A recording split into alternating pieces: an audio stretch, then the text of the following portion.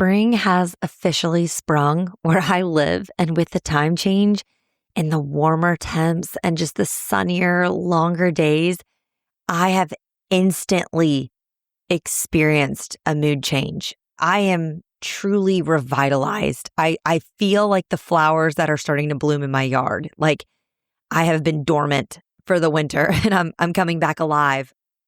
Maybe you, though, are listening and you live up north like my sister. She's in Maine and you're still getting random snowstorms. Or maybe you live in Michigan and for you, spring means the start of mud season. Maybe you're listening and it doesn't matter where you are geographically or how much vitamin D you're exposed to right now. You just still feel down.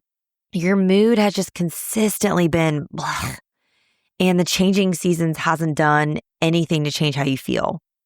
It's not necessarily that you don't care. It's just that you feel like you've lost your spark. Maybe you're a veteran teacher and you feel like you've lost the mojo you once had. Or maybe you're a newer teacher listening and you just feel like this job is wearing down on you more than you anticipated. Or maybe it doesn't matter if you're a veteran teacher or a newer teacher. You just simply feel like you've lost your light. And maybe that's because you feel like you're just surrounded by so much darkness in the world and it's just bringing you down. And the negativity that people have surrounding education as a whole has made you question, like, do I really want to be a part of this? Can I be a part of the solution? Like, what am I even doing in this role? If any of these feelings or sentiments or thoughts resonate with you, today's episode is for you. Let's talk about what to do when you feel like you've lost your spark and joy in teaching. This is Secondary Science Simplified, a podcast for secondary science teachers who want to engage their students and simplify their lives. I'm Rebecca Joyner from It's Not Rocket Science.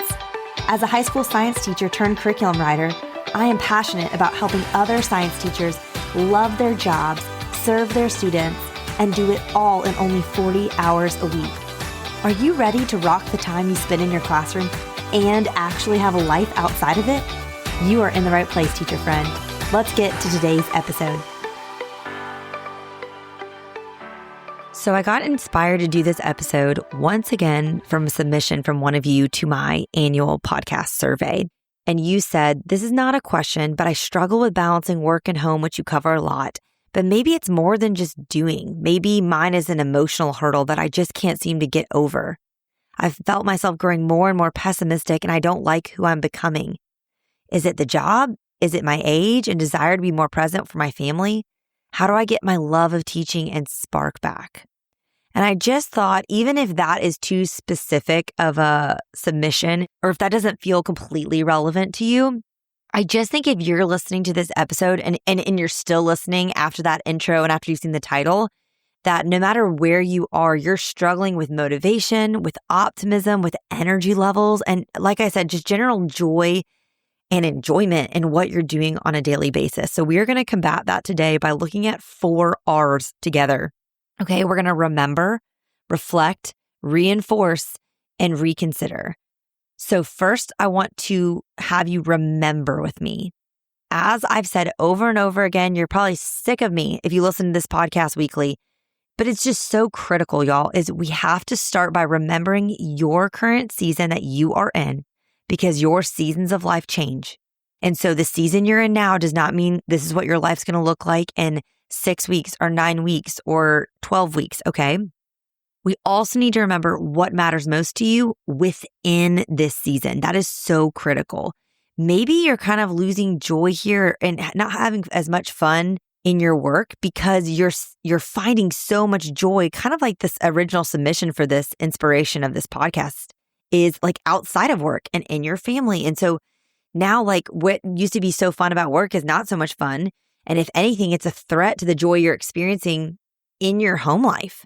Or maybe it's the opposite. Maybe your home life is so dark and so draining, and you're really dealing with some battles within the walls of your house, with your children, with your partner.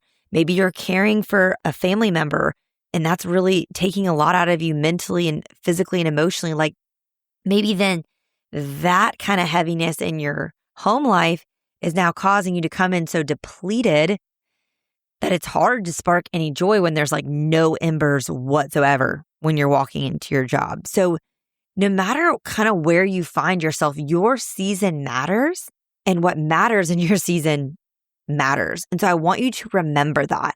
Spend some time sitting down, like, what is unique about this season of life that I'm currently in? How is this current season different from seasons in the past where I've had spark and I've had joy? I think it's easy to compare like how we used to feel about our jobs or how we used to feel about teaching when our current season is probably incredibly different from what that season is.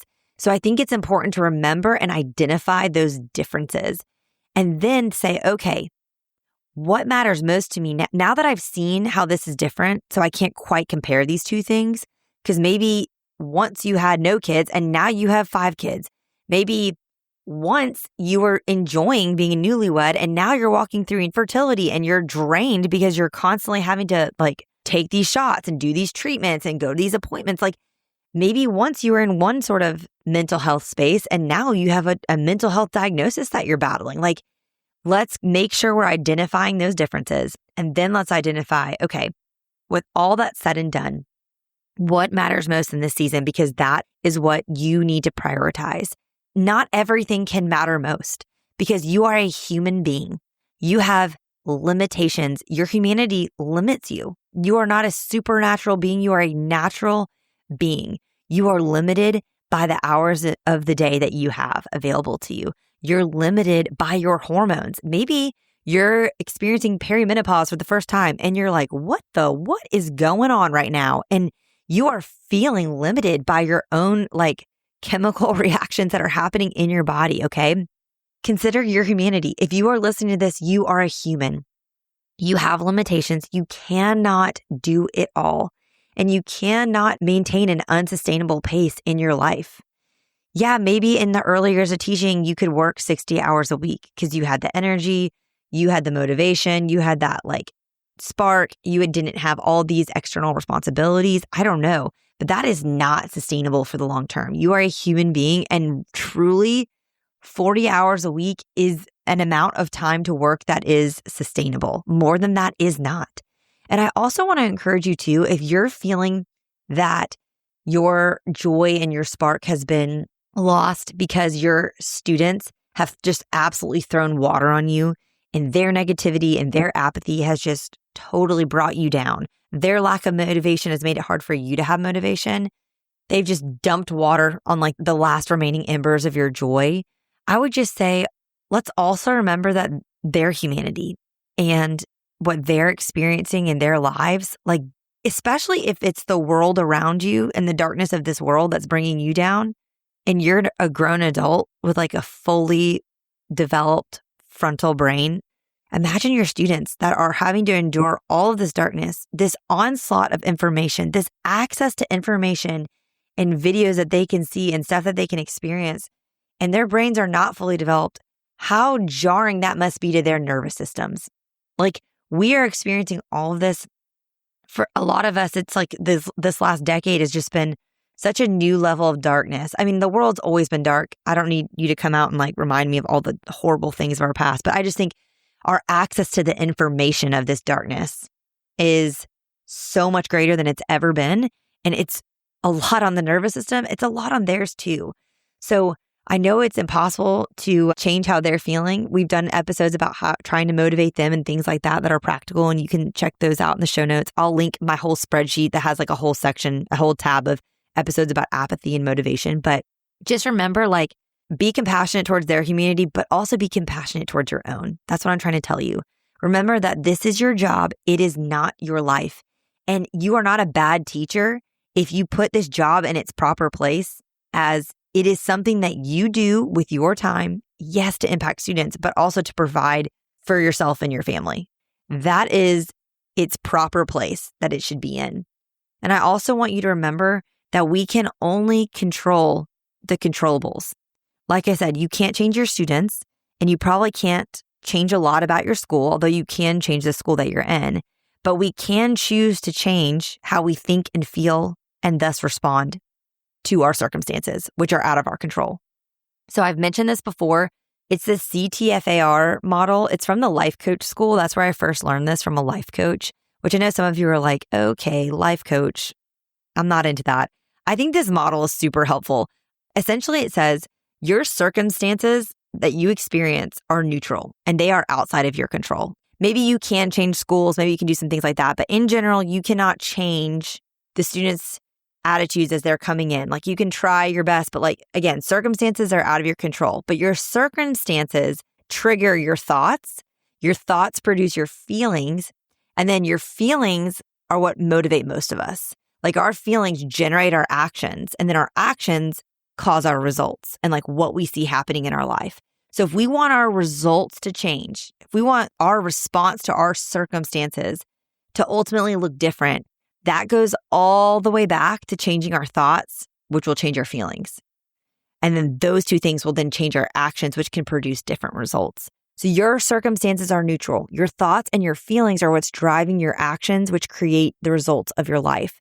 Remembering and thinking about things differently really can change you. If you truly can think, this is my job, it is not my life, that can change then how you feel and experience maybe guilt or shame surrounding the way you approach this job, which you have no right to feel potentially guilt or shame about some of the choices you're making or the boundaries you're setting or the way that you're maybe lowering the bar on the effort that you're putting out so that you can be a whole person because you're a human being.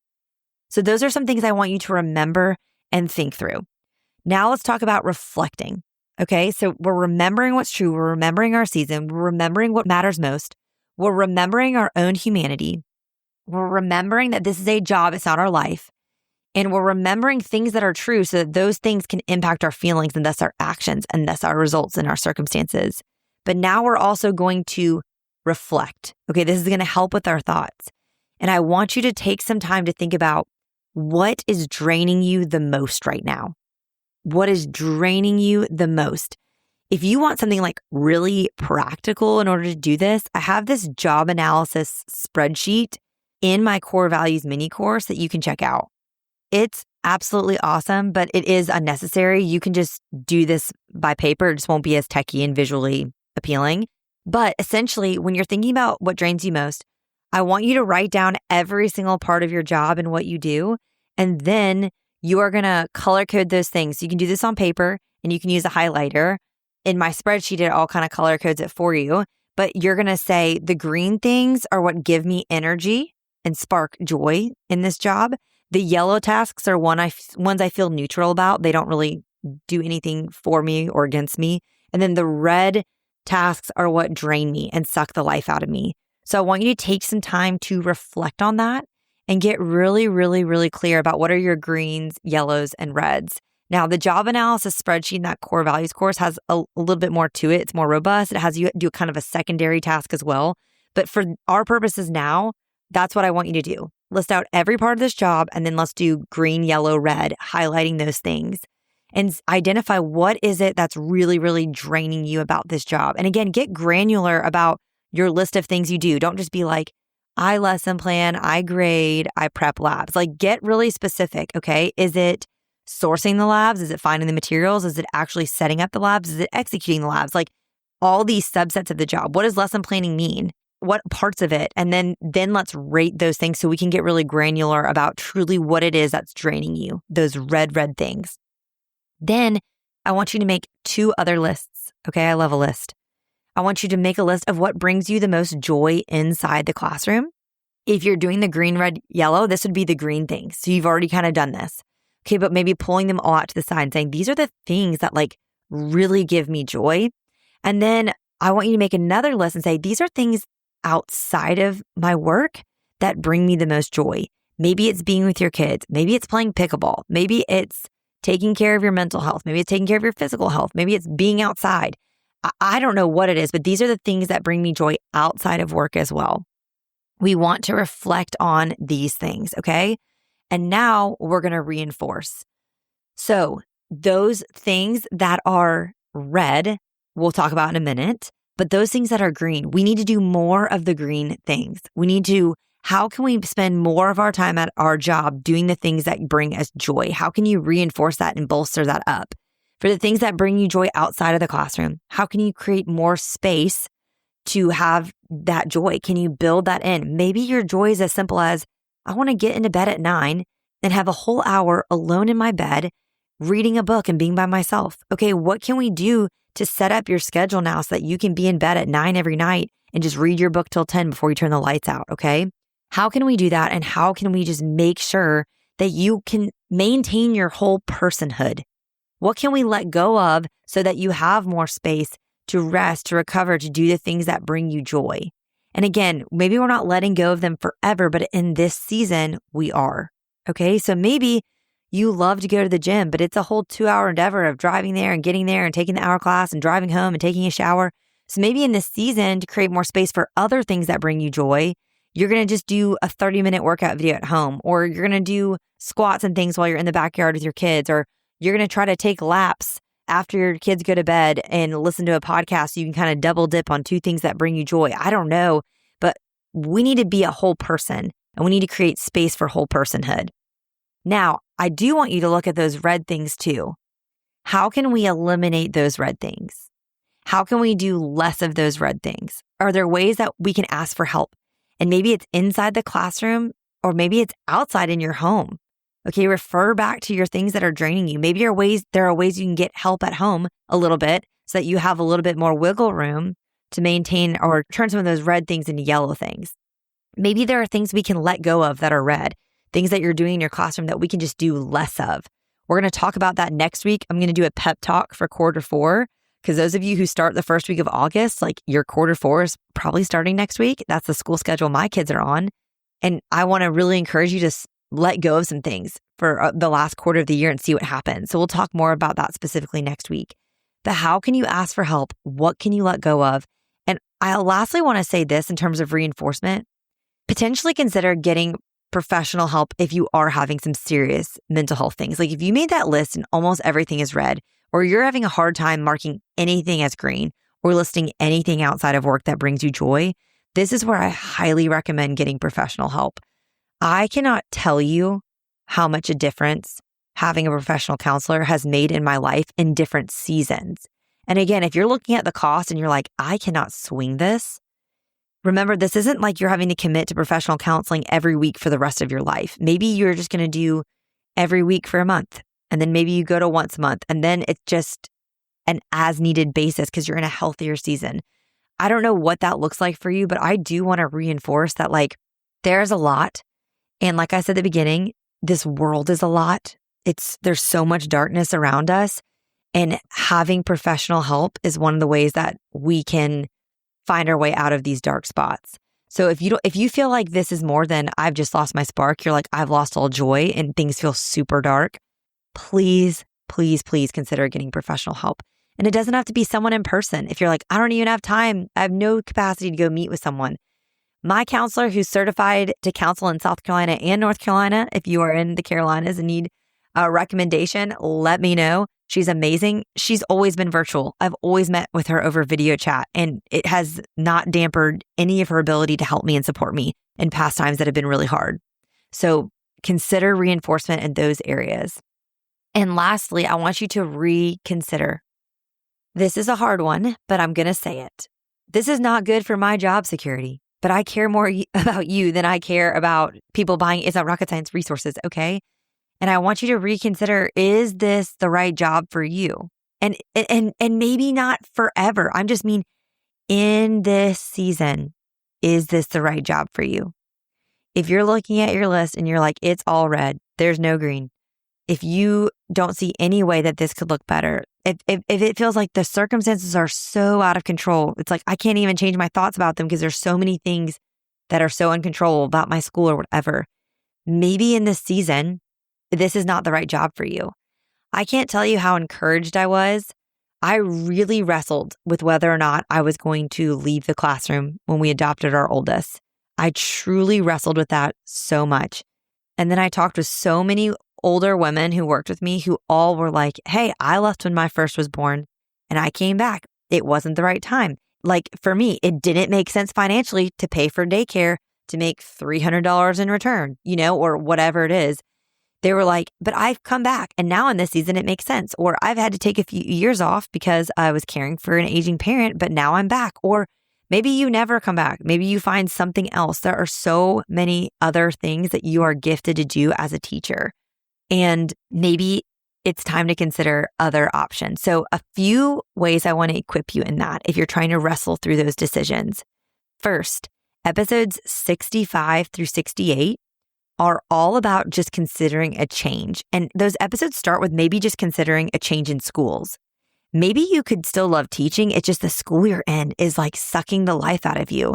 If you've never had good admin, I can't tell you what a difference it makes. It's one of those things where it's like you don't really know what you're missing until you have them. And then you're like, oh my word, my entire teaching experience is different because my admin are so much better. Like, these are good episodes to listen to. It's kind of about like, what do you need to consider? Maybe you need to consider switching from public to private or private to public, or trying something totally new, a different teaching setting. Maybe you're going to teach at a co-op or a charter school or virtual. I don't know. Those are all questions we address in episodes 65 through 68. I also interview a teacher career change coach who talks about different careers that teachers can do really well. And there's also an episode about evaluating your contract. And maybe you stay at your current school, but as you start to receive your contract over the next few weeks, I know a lot of schools send those out into March, early April. Maybe you start to evaluate and negotiate some things in your contract to make this job more sustainable for you. Other episodes you might want to reference. Episode 121 is how to know when it's time to make a change. Episode 42 is what to do if you hate what you teach. So maybe it's not about your environment, it's just like the classes you teach. And then episode 181 is what to do if your job just feels stale and maybe even boring. So I think these are some episodes that are really worth considering and reconsidering if you've already listened to them. And maybe they will help you know if maybe I need to reconsider if this job is right for me in this current season. All right, so here's your take-home challenge. Yes, I want you to remember all the things I said, but most importantly, I want you all to start with that reflection, okay? Reflect on what is draining you, what brings you joy inside the classroom, what brings you joy outside of it. Let's start there. If you're a verbal processor, I highly recommend texting a friend right now and saying, hey, can we meet for an afternoon decaf and talk, or a walk and talk?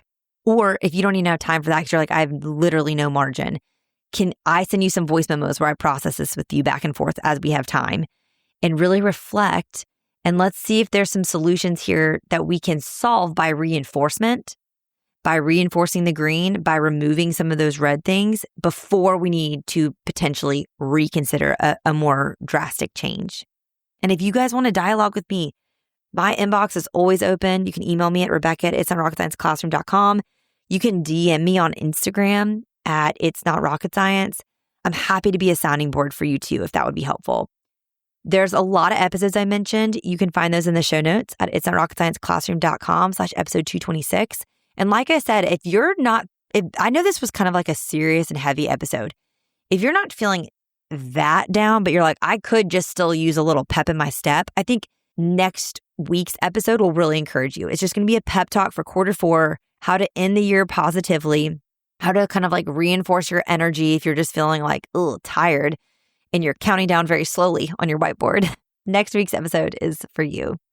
And lastly, I want to say, I know I've been saying this a lot, but I would really love to have you on my podcast. Like, if you've ever listened and you've thought like, I have some things that I feel like I could offer or add to the conversation or encourage other high school science teachers with, like, I want to talk to you. Specifically, if you are a full-time classroom high school science teacher, because I am not. That is not the season that I'm currently in. And so I really want to elevate voices that are in different seasons for me.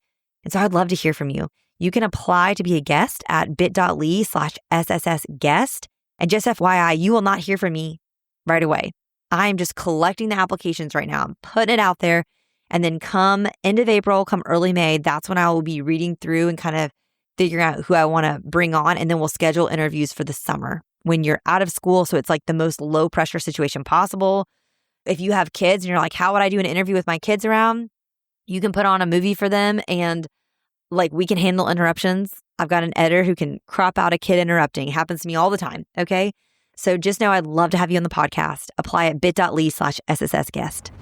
All right, teacher friends, that wraps up today's episode.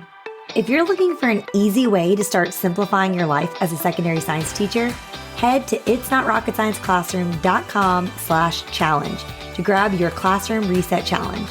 And guess what? It's totally free. Thanks so much for tuning in, and I'll see you here next week. Until then, I'll be rooting for you, teacher friend.